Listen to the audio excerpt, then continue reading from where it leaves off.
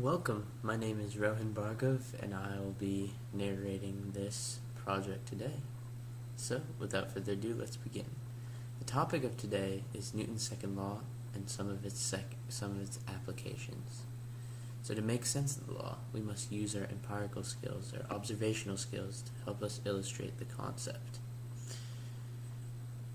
And so, here's what we know about Newton's second law.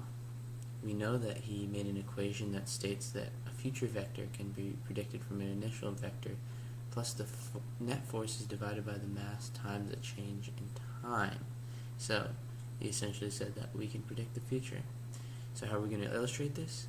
That's simple, by observing the position of an object moving at a constant speed relative to a certain period of time. So what data can we use? Well, we can use, first and foremost, tracker, and here's my experiment, flashlight rolling across the ground.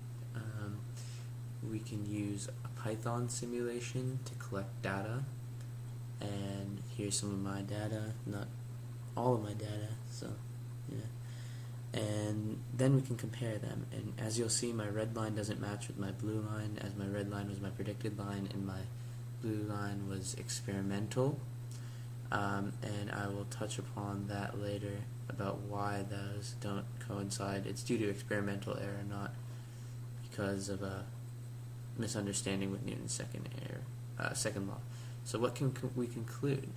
We can conclude that the motion of an object follows a linear path since the net forces are zero, and that the velocity over time, the future velocity, is a constant number. The magnitude is a constant number.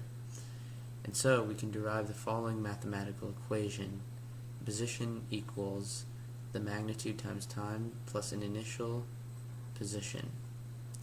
So here's why I failed to make the graphs coincide.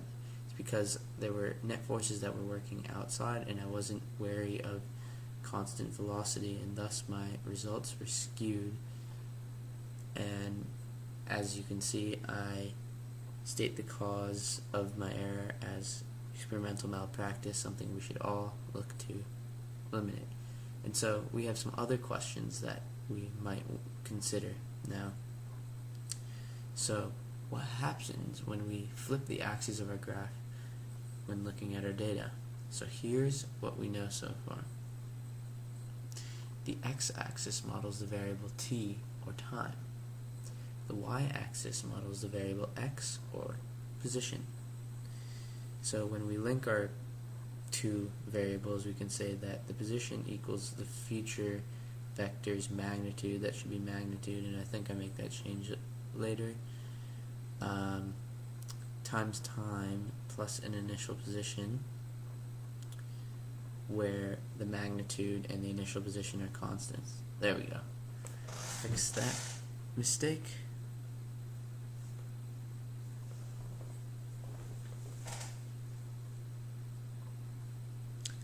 But yeah,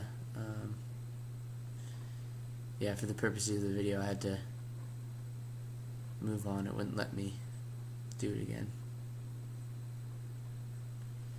So, flipping the axes also implies that we're taking the inverse of a function, and for those of you who understand mathematics, we can conclude from that the inverse function will also be linear, since our function originally was linear, and so it'll look symmetrical, but it'll have an odd symmetry, meaning that it is reflected over a certain line, and that's the center line. And the new graph will tell us the time at a certain position if we want to find the time at a certain position. And the other question we dealt with was considered forces, and here's what we saw in our experiments. The object we moved had fairly constant velocities, and so here's what we can conclude.